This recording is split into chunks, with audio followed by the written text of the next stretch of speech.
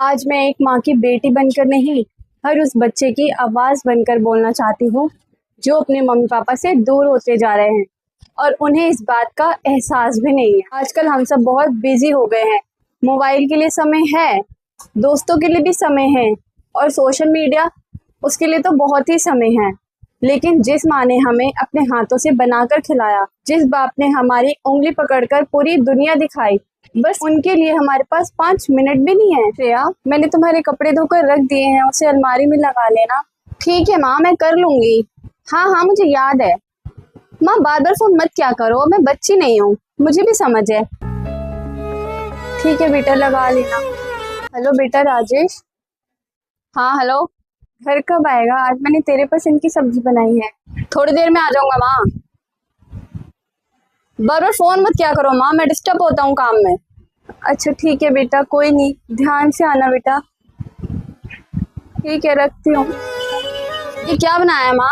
बेटा पर ये तुझे तो पसंद है ना, एकदम बेस्वाद है ये, मेरे से नहीं खाया जा रहा। इससे अच्छा तो मैं बाहर से ही खा के आ जाता।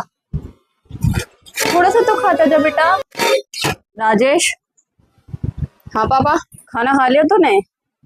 हाँ हाँ खा लिया है। कुछ कर रहा है क्या बेटे? बाद में बात करता हूँ, मैं थोड़ा बिजी हूँ। हाँ हाँ ठीक है, मैं मम्मी से पूछ के बताती हूँ। ठीक है ठीक है। माँ, माँ कहाँ हो? मम्मी आज घर पे नहीं है क्या? रो, मैं बच्ची नहीं हूँ। माँ जब बार बार समझाती थी तो गुस्सा आता था। कैसे कह देती थी अब मैं बच्ची नहीं हूँ। लेकिन सच तो ये है मैं हमेशा आपके लिए बच्ची ही रहूंगी। लेकिन जब आज माँ घर पर नहीं है, एक छोटा सा काम खुद से नहीं कर पा रही, समझ नहीं आ रहा। आज एहसास हो रहा है कि माँ मुझे रोकती टोकती नहीं थी, बल्कि मुझे जिंदगी जीने का सही तरीका सिखाती थी। उस दिन माँ को ऐसे बोले गए शब्द काश मैं वापस ले पाती। आज मैं माँ के आते ही माफी मांग लूंगी और अपनी गलती सुधारूंगी। माँ और पापा जब घर पर होते हैं तो हमें यही लगता है कि वो हमारे लिए करते ही क्या है, या उन्होंने हमारे लिए किया ही क्या है। उन्होंने हमें सिर्फ जन्म ही नहीं दिया, उन्होंने अपनी पूरी जवानी हमारे बचपन में लगा दी। उन्होंने अपने सपने हमारे सपनों के नीचे दबा दिए। हाँ बहन, और जब हमें बचपन में बुखार होता था तो माँ पूरी रात नहीं सोती थी, अपनी जरूरतें हमारी इच्छाओं के पीछे छोड़ दिए। और हम बड़े होते ही हिसाब लगाने लगे कि वो हमारे लिए करते ही क्या है, उन्होंने हमारे लिए किया ही क्या है। जब हमारी फीस भरनी होती थी तो पापा अपनी इच्छाओं को टाल देते थे। उन्होंने हमसे कभी भी हिसाब नहीं मांगा, उन्होंने कितना कमाया और हमें क्या दिया, क्योंकि माँ पापा की नजरों में प्यार का कोई हिसाब नहीं होता भाई। क्या हम दोनों ने कभी ये सोचा कि उन्होंने अपने लिए किया ही क्या है, जो किया बस हमारे लिए किया। और आज हमारा ये बेरुखा बर्ताव उनको कितना तोड़ देता होगा अंदर से। हाँ बहन, माँ पापा के आते ही हम उनसे माफी मांग लेंगे, वरना हम कभी भी खुद को माफ नहीं कर पाएंगे। माँ पापा, हमें आपसे कुछ बात करनी है। हाँ बेटा बोलो।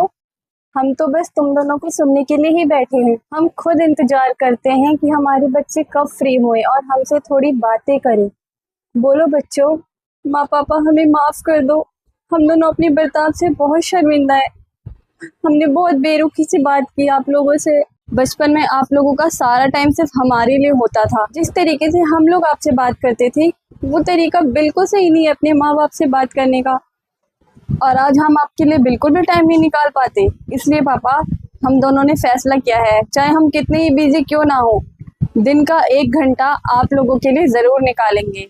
1 घंटा सिर्फ हमारा होगा, हम सबका, सिर्फ आप दोनों के लिए। हाँ क्यों नहीं बच्चों, हमें तो बस इसी बात की खुशी है कि हमारे बच्चे इतने समझदार हो गए और वक्त रहते उन्हें अपनी गलती का पछतावा हो गया, वरना बहुत देर हो जाती बेटा।